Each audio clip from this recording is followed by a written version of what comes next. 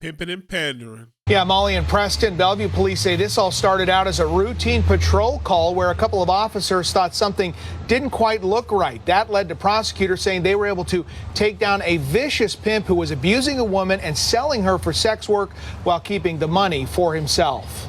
So trying to tell me leave alone? On social media, It's trying to tell me leave money alone. Dorsey painted himself as a pimp Why I'm a pimp. with money, swagger, and influence. SCCC 333. But investigators say his lifestyle was built by forced sex work, as Dorsey trafficked a woman into prostitution in Seattle, Bellevue, Kent, and Las Vegas.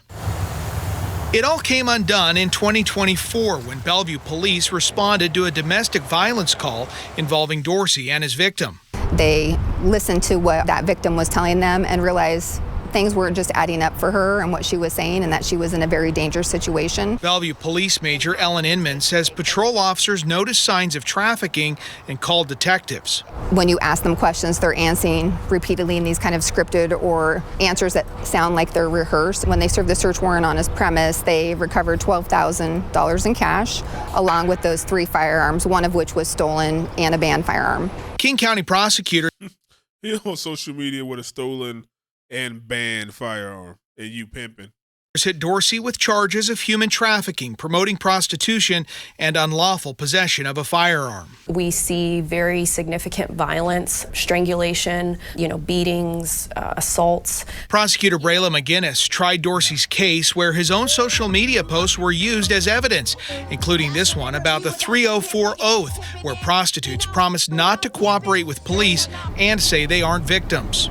One of the biggest rules of the game is not to talk to police. It is that idea of selling the dream, right? Saying, I have these nice things. If you come with me, you can have all of this, right? And when you're talking to someone who has had a very rough upbringing or a very troubled life, that's the vulnerability that they exploit. That's the way I look at social media and the use of different ways that people advertise their criminal activity, is that if you make it available for the Bellevue Police Department, in this case, to access and use as part of our lawful investigation, then that's what we will do. After being found guilty at trial this spring, Dorsey is now starting a 35-year prison sentence. 35 years. You had one girl, couldn't handle that.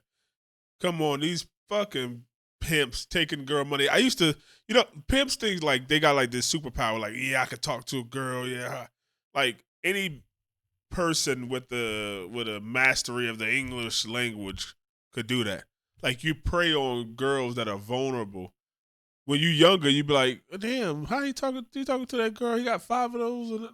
No, he got 5 hurt women that are going through some things that allow him to do that to them. When you grow up, you realize that. It's like, oh, no, you don't got no superpower. Like, I could do that if I wanted to. I just don't fucking morally. It's like, I be eating myself up, my conscience. You just do it and feel good about yourself or something. Like, you ain't got no superpower. We were able to take a very dangerous criminal off the street and hold him accountable for his actions. 35 years. Now, local and state officials have been really trying to get a handle on this issue of illegal sex work. And one of the proposals supported by the King County Prosecuting Attorney's Office was a bill earlier this year in the legislature that would have increased the penalty for those who are buying sex work, the Johns in this case.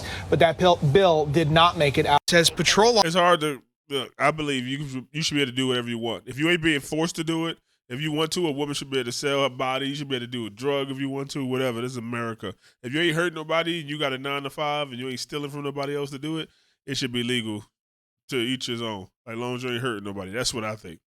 So if you want to sell, they can buy. I don't think there's nothing wrong with it. Now, if they underage, they being talked to, they sex slave, then no.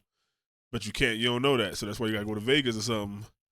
Or something controlled. And if they controlled it, it'd be normalized. And it'd be less sex trafficking because men wouldn't be out there. They'll go to the brothel or the sex club they got, whatever it is, the strip club where you can go in the back room and get some. And all those girls would be of age and nobody would need to. None of them would go to different places and chances are the girl she got a pimp or something. Nah. That could all be taken care of. But let me know what y'all think, Cave Dwellers. Is 30 years enough for that guy?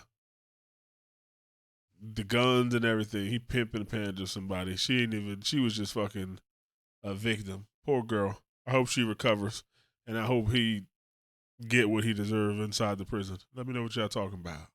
Like, share, subscribe.